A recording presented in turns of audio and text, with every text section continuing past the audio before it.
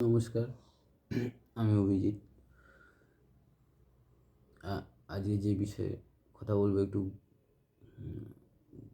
ভক্তি কী করে করবেন সেই বিষয়ে কথা বলবো একটু। তো ভক্তি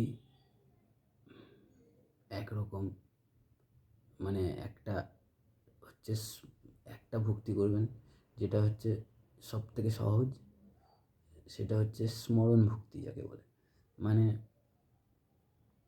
চিন্তা, মনে চিন্তা মানে মনের চিন্তাকেই ভক্তি বলে। যে কোনো কাজ আমরা মনের ক্রিয়ার উপর নির্ভর করে একটা কর্মের এই জগৎ চলছে, মানে মনের ক্রিয়াটাই হচ্ছে মেন।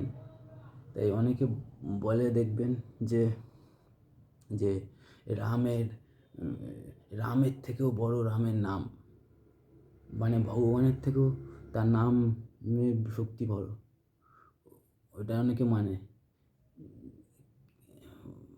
বা ভগবানও বলেছে এটা। সেটা হতে পারে, কিন্তু এটা তখনই বড় হবে যখন আপনি নামটাও মন থেকে নেবেন। যদি মন থেকে না নেন তাহলে এটা কোনো ভক্তির খাতায় পড়ছে না।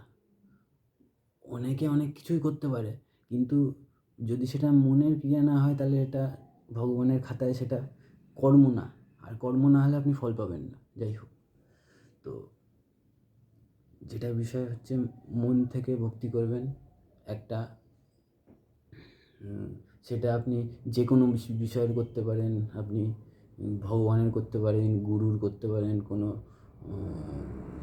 কী বলবো, ওই কোনো মূর্তি করতে পারেন। শ্রীকৃষ্ণর মূর্তি হতে পারে, ফটো হতে পারে, অন্য কিছু হতে পারে। যে সেটাকে দেখবেন, সেটা চিন্তা করবেন, তারপরে তো অন্য রকম সব ক্রিয়া আছেই। যেমন মানে আমরা তো ভক্তি মানে কি বুঝি, যে যে ভগবানের কাছে গিয়ে শুধু মানে ভগবান আমায় এটা দাও, ওটা দাও, সেটা দাও, এটা কিন্তু ভক্তি না।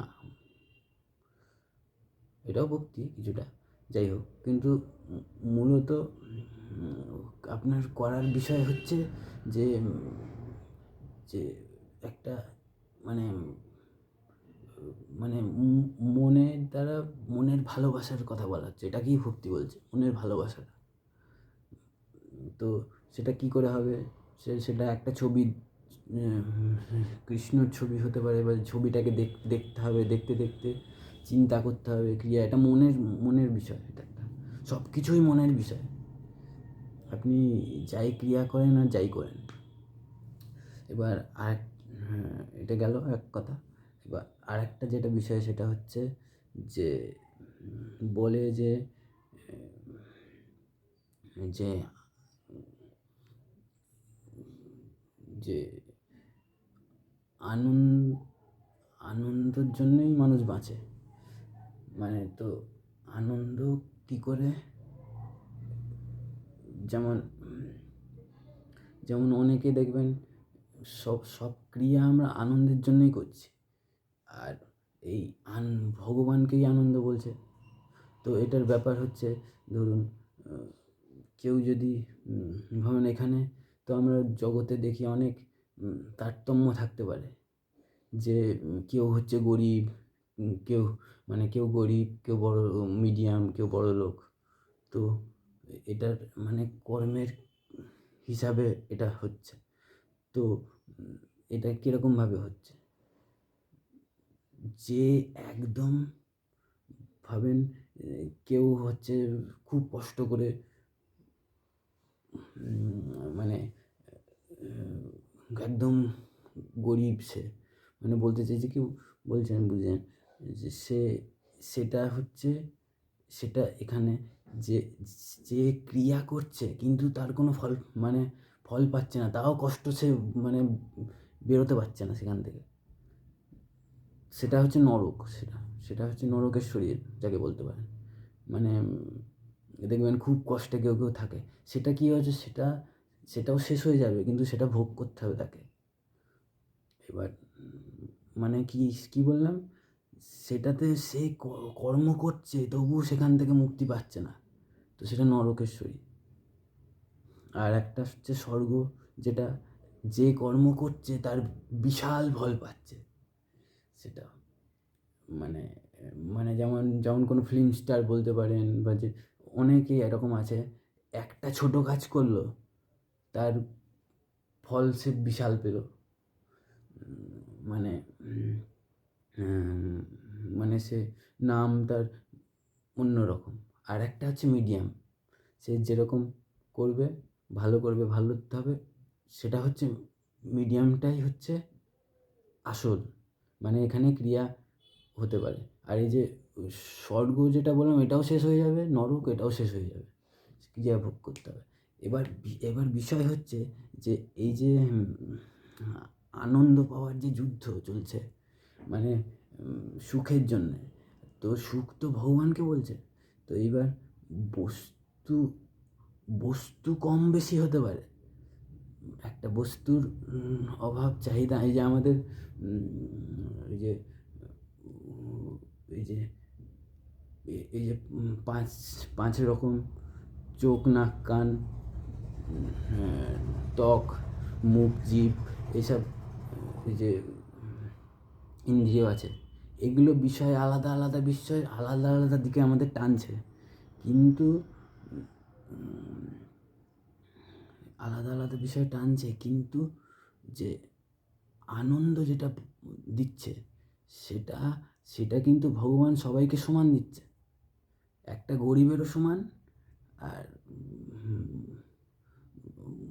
আর একটা বড় লোকেরও সমান, আর একটা মিডিয়ামেরও সমান। কীরকম কীরকমভাবে?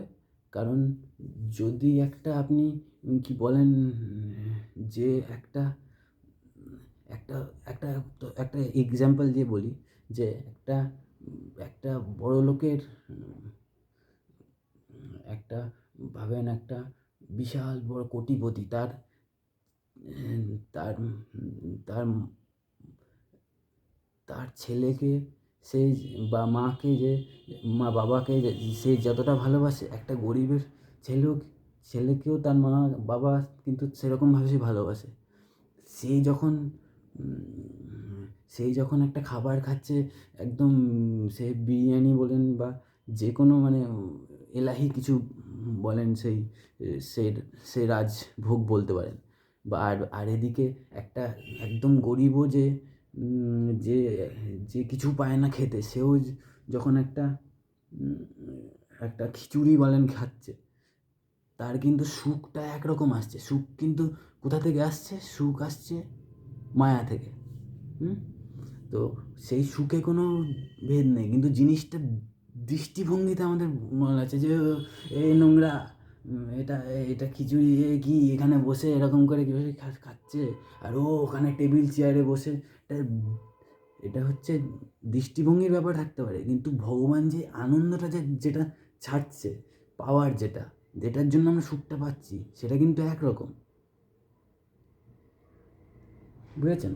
তো ব্যাপারটা কি, এটা আমাদের মনে মানে এটা থাকতে পারে যে ভগবান আমাদের কাছে ব্যয় বিচার করছে, কিন্তু ব্যয় বিচার বলে কিছু নেই, মানে সব একই রকম সব পাচ্ছে, সুখ সুখ সব এক বলেছে। তো সেটাই হচ্ছে কথা, শুধু দৃষ্টিভঙ্গির ব্যাপার আছে, সেটাও পরিবর্তন হয়ে যাবে। আপনি ক্রিয়া করুন, আপনি মানে কর্মের ফলেই আমাদের এই স্বর্গ নরক সব কিছু কর্মের ফলে তৈরি হচ্ছে। যদি আপনার ইচ্ছা হয় যে আমি ওই জায়গায় যেতে চাই, তাহলে আপনি কর্ম করুন, আপনি ঠিক ফল পাবেন। কিন্তু ওই দুটো ভোগ করতে হয় বললাম, যে যদি আপনি নরকে থাকেন, নরকটা পুরো ভোগ করতে হবে, ভোগ করে খতম করতে হবে, শেষ করতে হবে এটা। তারপর আপনি মিডিয়ামে এলেন, মিডিয়াম থেকে তখন কর্ম করে আপনি স্বর্গে যেতে পারবেন, আবার ওখানে গিয়ে ওটাও শেষ হয়ে যাবে। স্বর্গ ক্ষণিক, আর নরকেও ক্ষণিক, মিডিয়ামটা তো একরকম। মিডিয়ামটায় আপনি কর্ম করতে পারবেন, আর নরকেও আপনি কর্ম করতে পারবেন না, স্বর্গেও কর্ম করতে পারবেন না, মানে সব সব এখানেই যা আছে। এইবার আরেকটা বিষয় হচ্ছে যে যে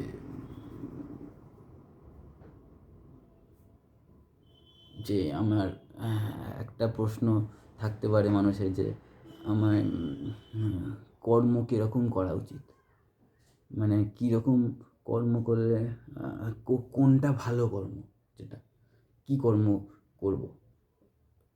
তো কর্মর হচ্ছে যাই করুন, যদি বলি যেটা আপনার ভালো ভালো লাগে সেটা করুন, তাহলে এটা বলা ভুল হবে। কারণ কারণ ভালো লাগি বলতে গেলে আপনি মনের দ্বারা কর্ম করছেন। অনেকে তো এটাই ভুল করে, যে কর্ম মানে তার ভালো লাগে যেটা সেটাই করে।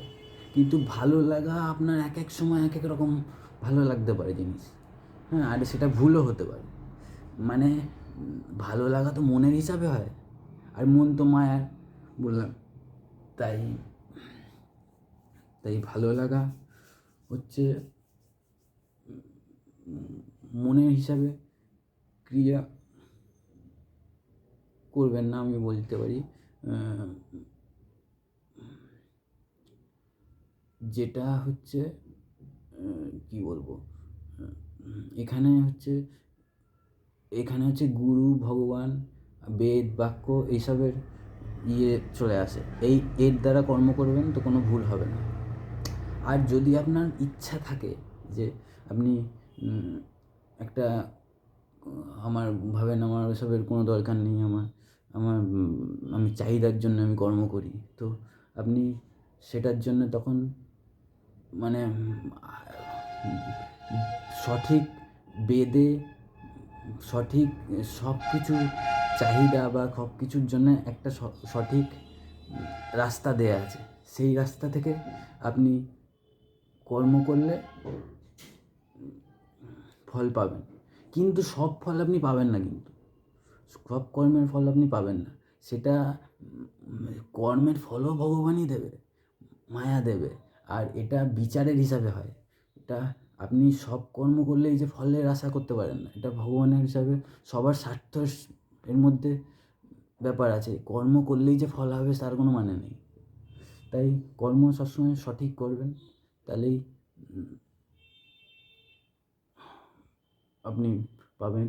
আর যেটা বললাম যে সুখ সব একরকম, তাই এখানে কোনো ব্যবিচার কিছু নেই। যদি কম হয়, কেউ যদি কম পায় সে আবার পাবে বেশি, কেউ বেশি পেলে আবার সে কম পাবে, সব একরকম সুখ, সব সচ্চিত আনন্দযুক্ত যে সুখ সেটা একরকম।